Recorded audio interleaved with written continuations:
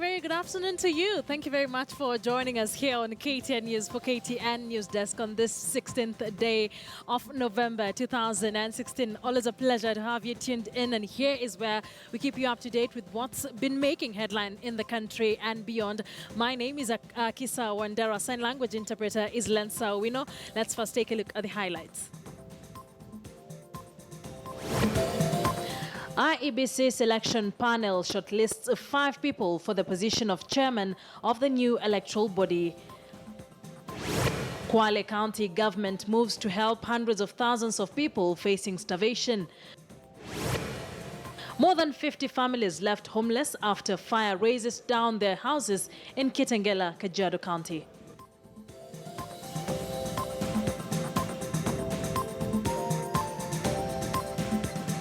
Good afternoon, many thanks for joining us. Now, the IEBC selection panel has shortlisted 5 candidates for the position of electoral body's chairperson. The 5 are Dr. John Mutaha Kangu, who chaired the task force on devolution, Roslyn Odhiambo Odede, who was the vice chair of the Judges and Magistrates Vetting Board, Margaret Wambui Shava, who was in the Truth, Justice and Reconciliation Commission.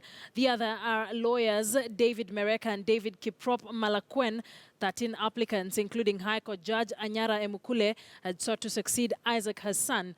The shortlisted candidates will be interviewed on the 28th and 29th of this month. And of course, our senior reporter, Patrick Amimo, will be joining us later on with details on how this particular process will be conducted and some of the things that are looked out for in the candidates who have been shortlisted for this particular position. Now, the National Drought Management Authority is now teaming up with the county government of Kwale in a destocking program, beg your pardon, that targets the cushion families in the face of the hunger situation ravaging parts of the county. Hundreds of families turned out at Magombeni in Lunga Lunga to seek relief aid in an emergency response that saw families walk away with bags of a few kilograms of maize and beans and pieces of meat. Over 100,000 households are in dire need of aid. KTN's Coast reporter Francis Ontoma brings us that story. Magombeni village, Lunga Lunga. From one corner, men are busy slaughtering what has remained of the dying livestock in the area. From another, an expectant crowd is quickly forming up, the latest in a series of efforts to save communities living here from starvation.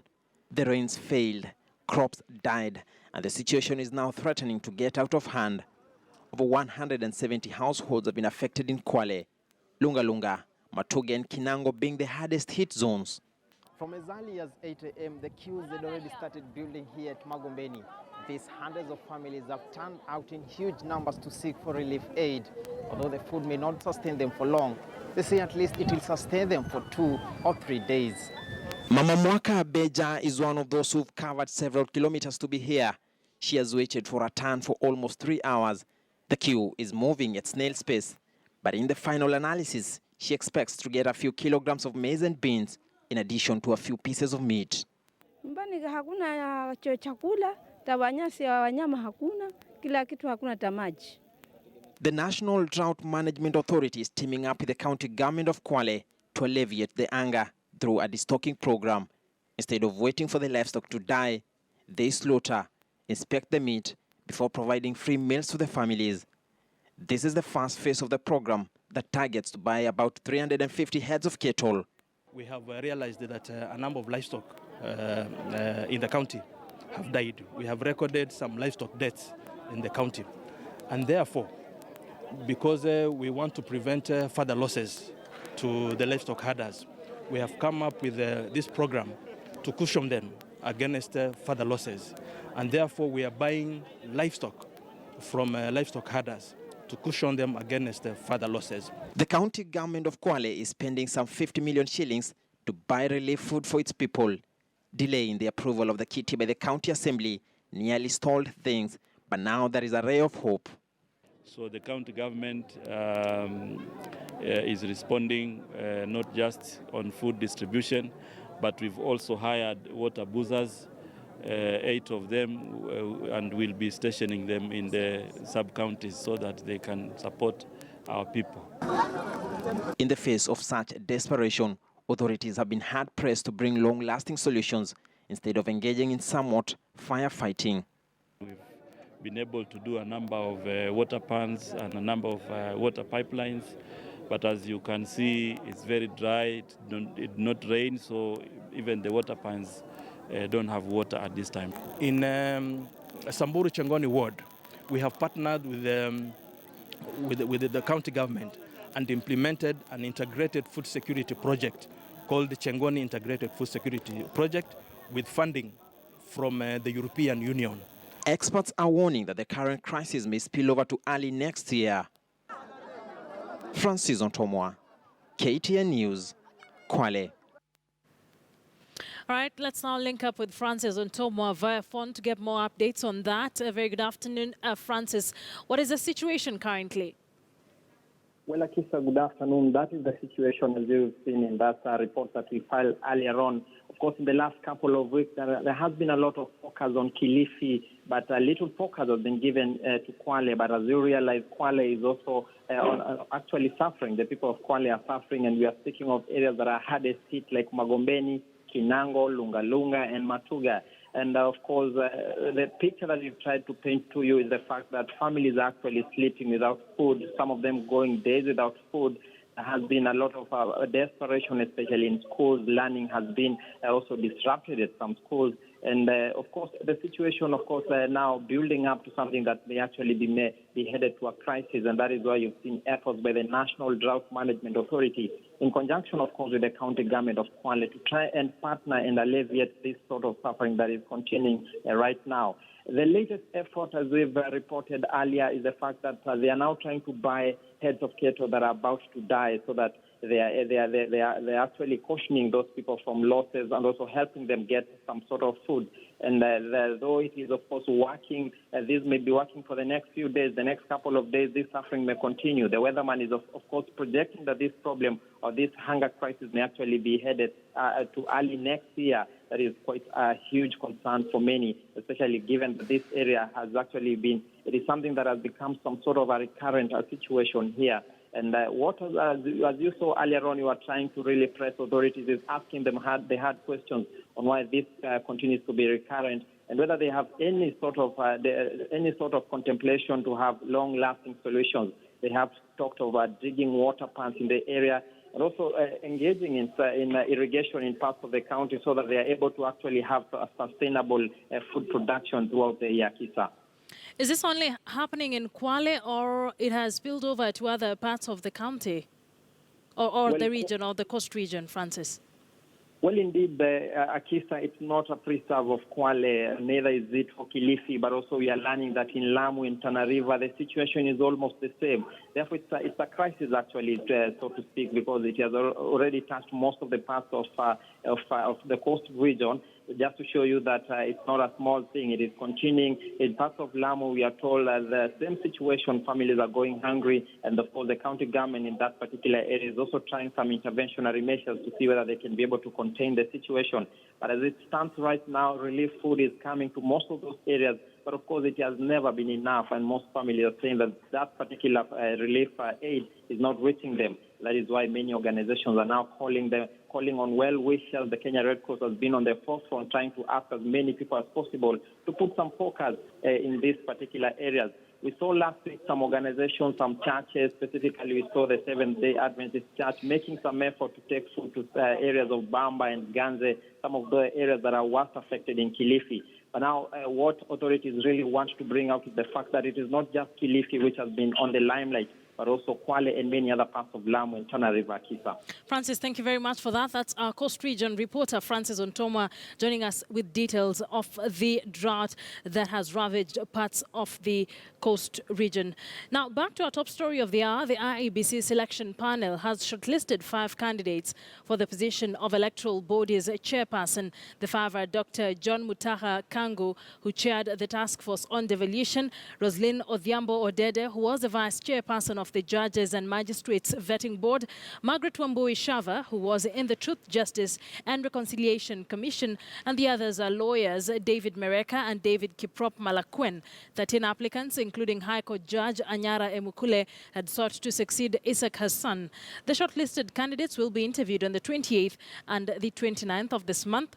Let's now link up with our senior reporter, Patrick Amimo, with details on how this particular process is going to be conducted. Good afternoon, Patrick. What exactly would the interviewers be looking for in this particular process of interviewing the candidates? Thank you so much, Akisa. Indeed, this particular process has been long overdue. Remember, the Isaac-led team was retired early this month after the Parliament agreed on their way on the exit strategy after they were given that package to go home at least a year to the end of their term of duty in office. This particular selection panel, the selection panel came, which is formed of interreligious members from the interreligious community, plus also the civil society, has been tasked to come up with a new IEBC. And we saw from the 13 members who applied for the position of chairperson, they've selected 5 as people who will be interviewed on that week of Monday and Tuesday, that is the November 28th and 29th. These particular 5 candidates, they are supposed to, after these particular interviews, the select committee will present 2 names to the president, from which he will appoint 1 person for the position of chair.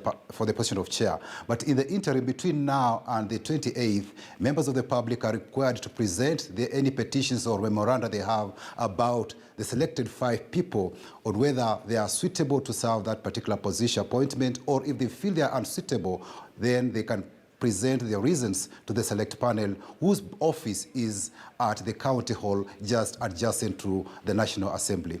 So these are the interviews will be slated on that particular Monday after when and if the selection panel gets any petitions on the 5 candidates. Akisa? Well, looking at the previous commissioners, starting from the chair, among the issues that dogged them were integrity issues. Are we expecting integrity to be paramount as the search for the next chairperson of IEBC continues? Indeed, issues to do with integrity will be key, because remember, the Isaac-led team has been hounded out of office because people could not trust the same commission to conduct the 2017 elections after what was witnessed in 2013 with regard to the procurement of the BVR and ETR kits, the failure of technology on the election day, and forcing the commission to revert to the manual register, and other malpractices that were witnessed with regard to the procurement of those BVR kits. Remember, some commissioners were mentioned that as having influenced that tendering process, besides even of that of the results transmission system. So it was felt that the commission cannot conduct the 2017 elections. That's why they were hounded out of office. And we saw the opposition and the ruling Jubilee administration agree to come up with a new election law and other electoral processes that will ensure that IEBC will recruit a new IEBC that will oversee the 2017 election, plus new elections or procedures that will ensure that the 2017 polls are free, fair, simple, and satisfy all participants in that particular process. And this matter now, the select panel was very key when they were forming, when they were constituting on the first day. They said they'll ensure that members will serve in the commission. From the chairperson to the commissioners will be people who will be people of high integrity. People will be able to convince Kenyans that they can conduct a credible poll. That's why integrity will be key. The other issue that also we'll be looking at the chair is that, the person who is serving as IEBC chair should have the same qualifications as a judge of the Supreme Court. And what are some of the issues that govern a judge to the Supreme Court? He must have at least 15 years experience having served as a judge.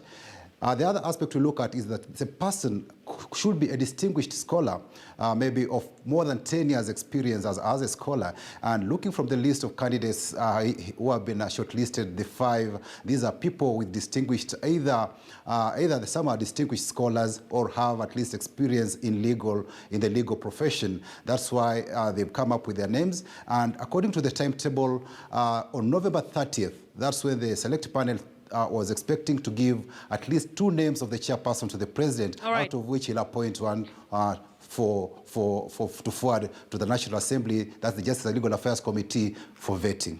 All right, thank you very much, Patrick. That's our senior parliamentary reporter, Patrick Amimo, on details of the process that would be for searching for the next chairperson of the IEBC. And as he says, 5 people have been shortlisted and the interviews will be conducted on the 28th of this month. Now, Interior Cabinet Secretary Joseph Nkaiseri has just finished addressing the press on the latest developments on refugee repatriation. Let's just take a look at what he said.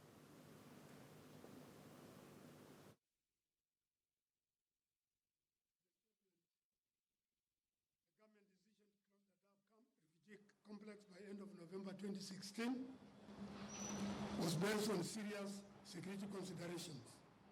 Last week, the United Nations High Commissioner for Refugees,